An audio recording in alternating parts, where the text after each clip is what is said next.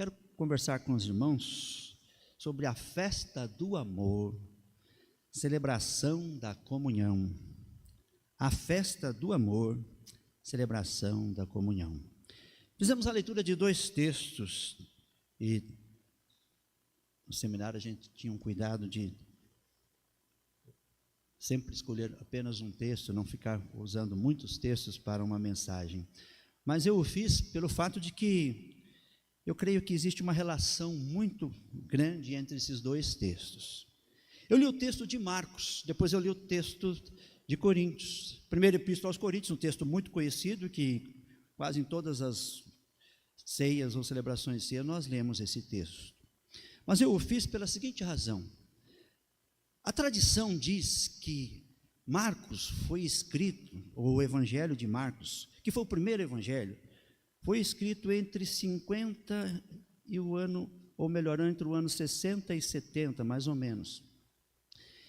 Mas os estudiosos dizem que Coríntios, a primeira epístola de Paulo aos Coríntios, foi escrita antes. O que significa dizer, então, que Paulo foi a primeira pessoa que deu uma interpretação da ceia do Senhor. Paulo escreveu antes de Marcos. Mas espera aí, não é Mateus o primeiro evangelho? Não. Tradicionalmente nós sabemos que os evangelhos não são na ordem cronológica. O primeiro evangelho a ser escrito foi Marcos. Mas fizemos a leitura de 1 Coríntios também. E como eu disse, eu fiz pelo fato de que Paulo foi aquele, então, que primeiro deu uma interpretação e explicou o sentido da ceia para uma comunidade.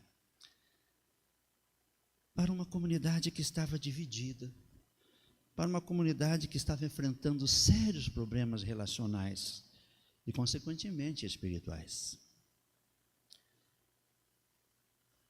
Há uma ilustração já utilizada aqui por mim outras vezes, de um filme que ganhou o Oscar em 1988. O filme é um filme dinamarquês, produzido no ano de 1987. É um filme interessante, baseado em uma história, um drama muito interessante. Pode até parecer cansativo assistir o filme, mas o filme tem uma mensagem muito bonita. Como disse, é um filme dinamarquês.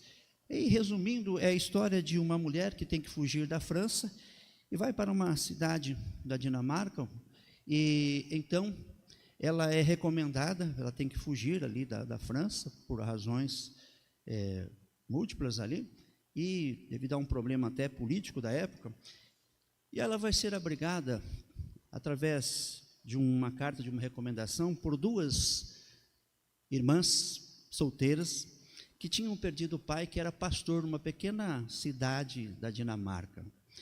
E ela trabalha durante 14 anos naquela cidade, ou melhor, naquela casa.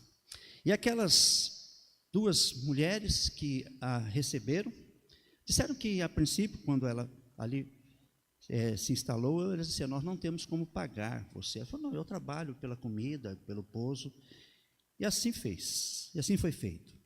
E durante 14 anos, aquela mulher trabalha, ela é uma excelente cozinheira, tinha sido cozinheira de um restaurante muito famoso em Paris.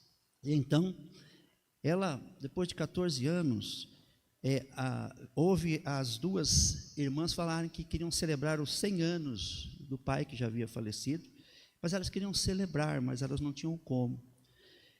E Babette havia ganhado um prêmio na loteria, um prêmio muito, muito grande, um prêmio de um valor significativo, que poderia ela agora, depois de 14 anos, dar a condição de voltar para Paris e resolver os problemas que existiam antes que ela tivesse fugido de lá. Mas é interessante que ela, conhecendo a história daquelas duas irmãs, ela vai se afeiçoando por elas. E, embora ela não tenha dito nada a ninguém, ela pega aquele dinheiro e manda comprar finas iguarias para fazer uma celebração pelos 100 anos do pai daquelas duas mulheres. E assim ela fez, convidou várias pessoas, que eram importantes ali naquela comunidade, e até de outras comunidades, e ela dá aquilo que ela tinha de melhor para oferecer, e ela gasta todo o seu dinheiro, toda a fortuna que havia ganho, naquele jantar, naquela ceia. E ela celebra a ceia, ela que fez, ela que ali oferece, ela que ali entrega os alimentos, e as duas irmãs ficam muito gratas a ela, mas em nenhum momento ela revela o valor que ela gastou. Para resumir, o que o filme ensina, que o romance ou o drama ensina, é que Babette tem um sentimento de gratidão por duas pessoas que a acolheram num momento muito difícil. Mas também o filme revela que, ao invés dela, de repente, voltar para a França, pela questão da gratidão, ela faz um autossacrifício.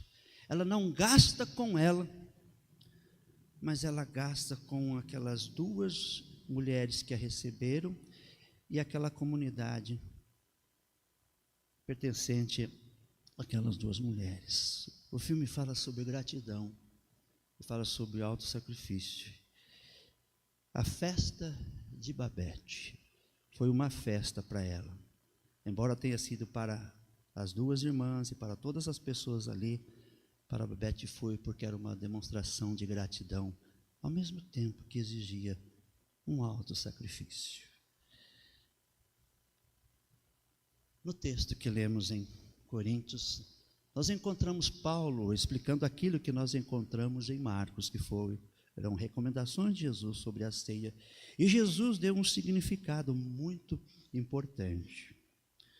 Nós temos ali algo interessante. Nós vemos Jesus falar sobre a sua autoentrega. Nós vemos Jesus falar sobre o seu sacrifício, embora os discípulos naquele momento não estivessem entendendo ainda o significado das palavras de Jesus. Até quando ele se refere ao traidor, eles ali não compreendem bem. Apenas Judas estava sabendo que é ele que o faria. Jesus comunica que estava entregando o seu corpo e derramando o seu sangue em favor deles, dos discípulos, e de todos aqueles que um dia iriam crer nele. Sim, era um sacrifício. Jesus estava se sacrificando em prol daqueles que não podiam por eles mesmos oferecer a Deus o que somente Jesus podia oferecer. Jesus então fala sobre o corpo, representado pelo pão, fala sobre o sangue derramado, representado pelo vinho. Jesus então explica que era necessário tudo aquilo acontecer. Volto a dizer que naquele momento, os discípulos ainda não estavam entendendo. Mas como vimos ali em Marcos, foram feitos preparativos. Era a festa de Páscoa. Posteriormente, os discípulos entenderiam que Jesus, agora, era aquele que representava a libertação, porque a Páscoa, a festa dos pães asmos, ali era uma demonstração de reconhecimento e gratidão a Deus pela libertação do povo de Israel das terras do Egito. Agora, Jesus estava mostrando aos seus discípulos que eles estariam se libertando pelo seu sacrifício que ele estaria para fazer por amor, por amor. Jesus também se entrega em prol dos seus discípulos e diríamos de toda a humanidade. Paulo, ao falar sobre esse ensino de Jesus e aquilo que nós chamamos de sacramento, porque nós, cristãos evangélicos, cristãos protestantes, temos dois sacramentos, o batismo e a Santa Ceia. Diferentemente da Igreja Católica Apostólica Romana, que tem 7 sacramentos, nós temos apenas esses dois, porque entendemos que foram as duas ordens de Jesus deixadas para que a igreja fizesse depois que ele partisse e subisse aos céus. Paulo está ensinando a uma igreja sobre a importância da Santa Ceia. Mas ao mesmo tempo Paulo está explicando, e é interessante que Paulo relaciona o ensino de Jesus com a vida comunitária. É interessante que Paulo, baseado nesse texto de Marcos que nós lemos, no ensino de Jesus, ele aplica à igreja e demonstrando mais ou menos assim para os discípulos ali de Jesus em Corinto. Olha, veja bem, esta é uma ordem deixada de Jesus, mas que tem implicações nas nossas vidas aqui e agora, nesse tempo presente. Jesus subiu e deixou, falou sobre o significado do pão e do vinho como corpo e sangue, mas existem implicações práticas que nós temos que considerar na nossa relação como discípulo de Jesus. Então Paulo fala aqui sobre a importância de uma festa considerada festa do amor. É interessante que naqueles dias havia sempre, em particular, uma festa chamada Eranos, no grego, na qual cada uma das pessoas que participava, ela levava sua própria comida, juntava-se tudo e juntavam ali as comidas e se fazia uma festa em comum. Isso era algo ali daquele tempo. Era o juntar ali panelas, juntava-se tudo e se fazia uma festa em comum. Porém, a igreja passou a ter um costume, a igreja primitiva é diferente. E eles também copiaram este exemplo de se juntar para comer, mas eles passaram a chamar essa festa de ágape, ou em outras palavras, festa do amor. A palavra Eranos, não se preocupe com isso, mas só entenda que havia já, naquele tempo, na questão social e relacional, um costume parecido com esse da Santa Ceia. A palavra Eranos, ela significa banquete, ou seja, as pessoas se reuniam para ali uma festa onde os participantes contribuíam cada um com a comida e também com outros alimentos. Isso de forma conjunta, sem a necessidade de que houvesse um anfitrião ou que alguém recebesse em sua casa, mas em um determinado lugar se juntavam e repartiam os alimentos. A igreja passa a fazer o mesmo, mas dá ao evento, ao momento, esse nome de ágape, festa ágape, ou seja, festa do amor. Paulo ensina, através desse texto que nós lemos, a importância da partilha, pois aquela igreja de Corinto havia se esquecido da arte de compartilhar. Basta iniciarmos a leitura de 1 Coríntios e veremos que havia divisões. Havia um grupo de Paulo, de Apolo, e havia até um grupo que se achava mais do que todos os outros. Não somos de Paulo, nem de Apolo, somos de Jesus, os mais espirituais. Mas eles também se dividiam. E então essa igreja precisava aprender. Mas o que me impressiona é que Paulo, ele vai a uma ordem de Cristo que explicita sobre a razão do seu sacrifício, e Paulo aplica isso à vida comunitária. E volta a dizer, ele é o primeiro que faz isso. Repetindo, Marcos foi escrito depois. Ou seja, já se sabia, já se ouvia falar que Jesus havia realizado uma ceia com seus discípulos. Mas o primeiro a escrever sobre a Santa Ceia é Paulo. E ele dá esse sentido relacional, que eu acho impressionante. Na igreja de Corinto havia distinções sociais. O Evangelho de Cristo, para Paulo, ao escrever a Corinto, ele diz que o Evangelho de Cristo anulava todas as divisões. Pois entre os cristãos, entre os discípulos de Cristo, não existe mais superioridade de uns para com os outros. William Barclay, um comentarista que eu sempre menciono aqui, ele diz sobre isso: uma igreja em que existem distinções sociais e de classes não é uma verdadeira igreja. A verdadeira igreja é um corpo de homens e mulheres unidos entre si, devido ao fato de estarem unidos a Cristo. Vou repetir. Uma igreja em que existem distinções sociais e de classe, como estava acontecendo ali, não é uma verdadeira igreja. A verdadeira igreja é um corpo de homens e mulheres unidos entre si devido ao fato de estarem unidos a Cristo. O que Paulo está dizendo nas palavras de William Barclay, ele faz esse comentário, é que unidos em Cristo, devemos estar unidos entre nós também, ou seja, esta união em Cristo nos leva a uma unidade comunitária, ou uma unidade entre irmãos. E nesta unidade, nós vemos que ali as pessoas que participam dessa unidade entendem que umas devem servir às outras. E é isso que Paulo comenta nesse texto que nós lemos.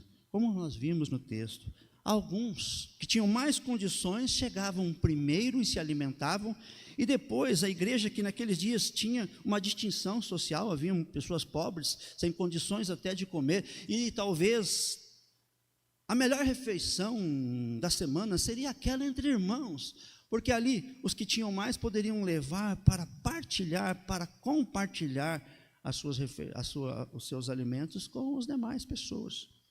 Portanto, isso não estava acontecendo. E Paulo, então,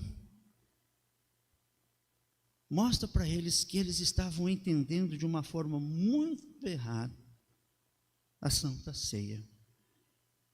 Só uma curiosidade. Naqueles dias, segundo a tradição, a Santa Ceia era celebrada todo o primeiro dia da semana, ou seja, todos os domingos. Por que não fazemos isso hoje? Não é a quantidade que vai revelar aquilo que é a essência na Santa Ceia. De repente, se participar hoje da ceia e for uma outra igreja que permita que você participe no domingo, pode participar. Se você for numa terceira igreja ainda nesse mês, pode participar, que não vai dar congestão. Pode ir lá, participar. Se participou de manhã numa igreja e for na outra de noite, pode participar. Não é a quantidade. Mas a Santa Ceia celebra aquilo que Paulo dizia que a igreja de Corinto havia esquecido. E que ele diz, vocês estão esquecendo a essência. Embora Jesus tenha falado de que o sangue e o pão, ou melhor, o pão e o cálice representando o corpo e o sangue, é que nos une nele, Cristo, é esse pão e sangue que, unidos em Cristo, nos faz também unidos entre nós. Ou seja, nos unimos em Cristo. Cristo é a causa da nossa unidade. É isso que Paulo está dizendo à igreja de Corinto, que não estava percebendo o grande erro, o gravíssimo erro. E de repente entendia, e esse é o problema, das vezes a gente entender a Santa Ceia mais como uma doutrina do que como algo que nos alimenta espiritualmente, que nos leva a agir de forma a entender o significado. Se eu estou ligado em Cristo e Ele nos une a todos, então temos que ser considerados como irmãos. E nada mesmo poderia nos separar. Embora haja situações, ou possa existir situações que de repente nós tenhamos opiniões diferentes e divergentes, mas jamais descaracterizar que alguém seja um irmão por qualquer outra questão, porque a questão essencial, e é isso que Paulo está dizendo àquela igreja, é como se ele de repente pegasse nos colarinhos daqueles irmãos, chacoalhasse e dizia, mas puxa vida, vocês não estão entendendo? Olha o que Cristo disse, nós estamos unidos nele e agora entre nós deve existir também unidade. E Paulo chega a dizer o seguinte, quando você olha lá na frente no texto, Paulo diz assim, que parece que eles não estavam entendendo, como nós vemos aqui no capítulo 11. Aí ele diz assim, por isso aquele que comer o pão ou beber o cálice indignamente do Senhor será réu do corpo e do sangue do Senhor. Aqui eu entendo que Paulo está se referindo a duas questões, ao não entendimento, à não compreensão do sacrifício de Jesus a nosso favor, de nós não entendermos que é através dele que nós temos acesso e que estamos diante de Deus agora reconciliados, perdoados, mas Paulo também está se referindo à divisão entre eles, pelo fato de não entenderem o significado de quem é Cristo para nós, e de que Cristo é a razão da nossa unidade, vocês estão falhando. todas as vezes que comerdes este pão e beberdes esse cálice, anunciais a morte do Senhor até que ele venha. Assim, aquele que comer o pão ou beber o cálice indignamente no sentido de não reconhecer que Cristo fez por nós, e indignamente pelo fato de vocês não entenderem que o que Cristo fez nos une nele. Seriam as duas razões, porque vejo que o contexto nos dá essa compreensão. Pois quem come e bebe sem discernir o corpo, come e bebe juízo para si. Paulo está dizendo que discernir o corpo é entender o que Cristo fez por mim, mas o que Cristo fez por mim me leva a viver em comunidade, em unidade, em comum unidade. Daí comunidade. Sim, Paulo está dizendo isso.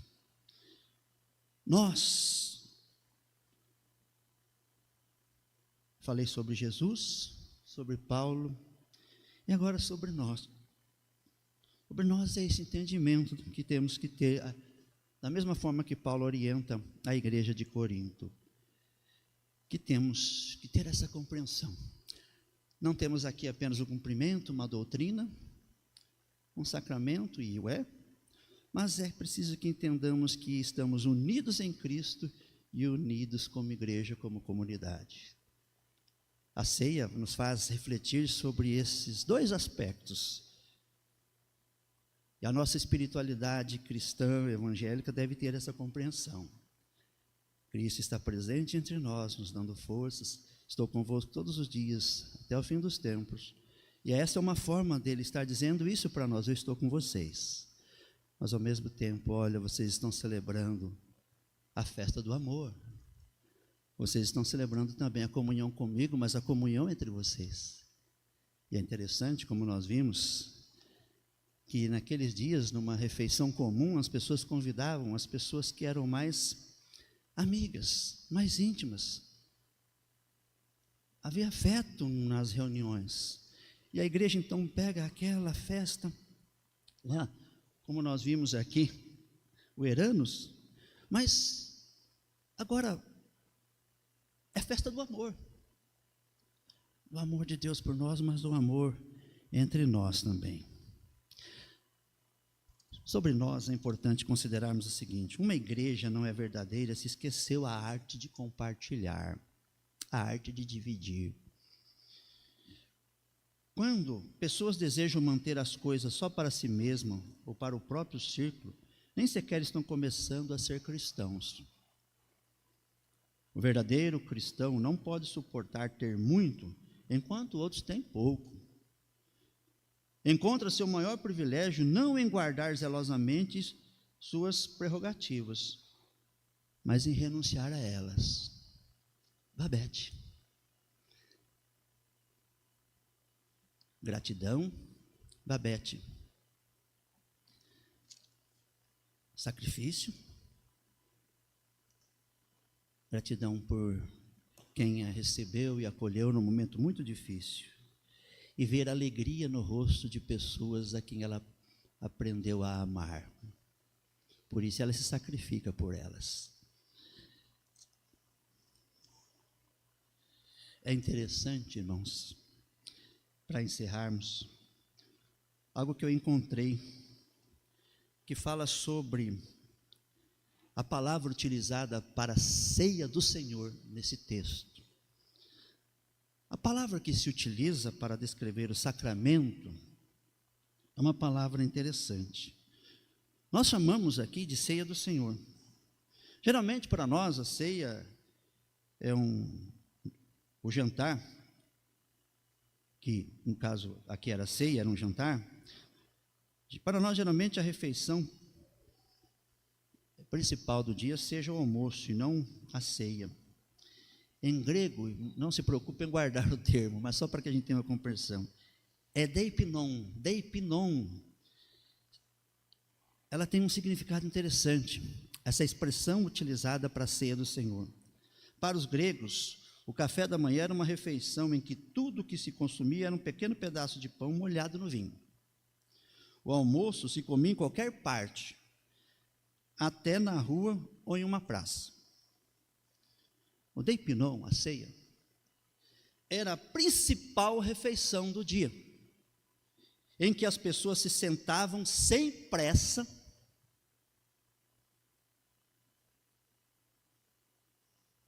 e em que não só satisfaziam seu apetite, mas também passavam longo tempo, grandes momentos juntos. Daí não. A mesma palavra demonstra que a refeição cristã deveria ser uma refeição em que as pessoas passassem um longo tempo juntos. Vamos trocar aqui, parafrasear isso daqui. A ceia nos deveria levar à lembrança de que Cristo morreu por nós, mas que Ele quer que entendamos que a sua morte, o seu sacrifício, e que Ele o fez por amor, deve nos levar também a pensar sobre os outros da comunidade, da mesma forma que Ele pensou, ou pelo menos tentarmos nos aproximar do que Ele fez. Entender que de repente, irmãos, o outro, e eu venho falando isso aqui há muito tempo, é bênção de Deus na nossa vida. Como nós vimos aqui, o termo utilizado era um termo que mostrava que havia, além da comida, a essência não era a comida em si, mas era um encontro, era o fato de a comida apenas ser apenas uma estratégia para reunir as pessoas para que elas pudessem passar um bom tempo juntas. E essa conversa, esse bate-papo, essa comunhão, dava a eles força para o enfrentamento das dificuldades na semana que seguiria. Então, a palavra utilizada para a ceia é essa palavra forte, e que Jesus chama os seus discípulos, e o faz porque Ele quer deixar um ensinamento a eles que deveria depois ser compartilhado com todos aqueles que o seguissem. E Ele chama os seus, é uma demonstração de carinho, de afeto, de amor, e eu diria até de preocupação com aqueles discípulos. Ele quer prepará-los. E Ele passa um bom tempo com eles, é um bom tempo, irmãos, foram várias horas que eles passaram juntos. Como vimos aqui o significado da palavra, mais do que o alimento, eles passavam longo tempo juntos, era comum isso. A igreja de Corinto não estava entendendo isso. Comunidade, irmãos, comunidade. Hoje vamos participar da ceia. Que tenhamos em mente essa compreensão da comunidade, do valor. Esses dias eu estava pensando, irmãos, sobre o que me traz alegria. Não é o Corinthians, porque ele tem me deixado muito preocupado ultimamente. Mas nós corintianos sempre valorizamos cada vitória, mas não é. Por mais que eu tenha essa paixão por esse time, não nego isso, mas não é. O que me dá significado, o que me dá sentido em dias tão difíceis como nós estamos vivendo. Você veio aqui e durante a semana você ouviu muitas notícias ruins, eu também. Mas estar junto com vocês, estar na igreja, me dá uma condição de receber forças para poder enfrentar as dificuldades da semana. E eu valorizo muito a comunidade. Esse dia eu estava pensando o quanto a comunidade, quanto os irmãos são importantes na vida da gente, até aqueles com quem a gente de repente tem pensamentos diferentes, entendimentos diferentes sobre algo, mas todos são importantes e são de um grande valor para nós. A comunidade. Coloquei aqui que ia dar um testemunho pessoal, mas vou deixar para uma outra vez. Algo que eu entendo que a comunidade fez na minha vida, e por isso eu estou aqui com vocês hoje. Eu sou uma pessoa hoje muito crítica à instituição, não só, eu não digo a instituição na nossa denominação, as instituições de maneira geral, mas sou alguém que valoriza muito bem a vivência comunitária. Para mim, igreja não é eu, a igreja é nós, a igreja é plural. E é isso que Paulo está dizendo, olha, vocês estão entendendo a ceia, vocês estão compreendendo, não estão compreendendo. Você pode até entender a ceia como uma doutrina, como um aspecto doutrinário, mas vocês têm que entender a ceia também no aspecto comunitário. Ela nos une a Cristo, mas a nossa união em Cristo nos leva a unir uns entre os outros. Não são as nossas opiniões sobre seja qualquer assunto. Corintiano, palmeirense, São Paulino, santista. Não tem. Seu pensamento sobre qualquer outra questão não pode dividir o corpo. Porque o que nos une, e vai ser sempre assim como sempre foi, Jesus. Jesus. A razão de existência da nossa igreja. Talvez aqui tenhamos opiniões diferentes até sobre doutrinas, mas se temos Cristo como Salvador e Senhor, somos irmãos. Somos irmãos. E somos família de Deus. E nada pode manchar ou nos dividir, porque estamos ligados em Cristo, e a Santa Ceia nos fala isso. E se estamos ligados nele, nada é mais importante do que isso. Que Deus nos abençoe.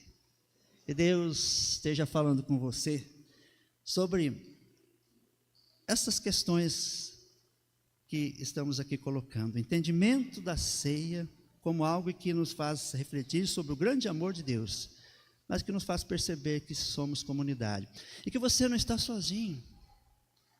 Saiba que quando você precisar, e a gente precisa dar essa condição como igreja, nós temos o grupo lá de oração, mas caso você precise de companhia, você busque. E eu diria que nós, igreja, temos a obrigação de ajudar, de ouvir, de compartilhar, de partilhar.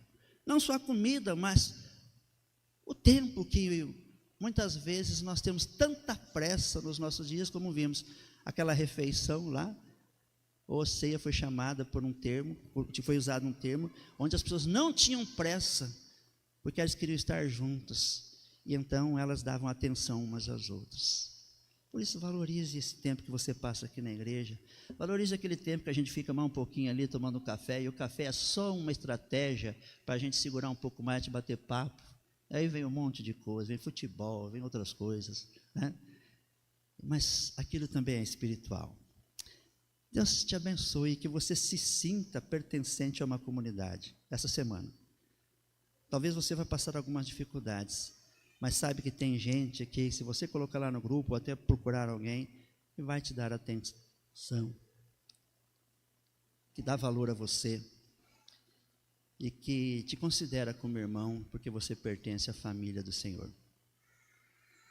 Pode nos procurar. Procure os irmãos quando você necessitar. Não passe por problemas sozinho. Tenta dividir, se não com muitos, com um ou com mais, porque você pertence a uma comunidade. E a razão de sermos comunidade é Jesus Cristo.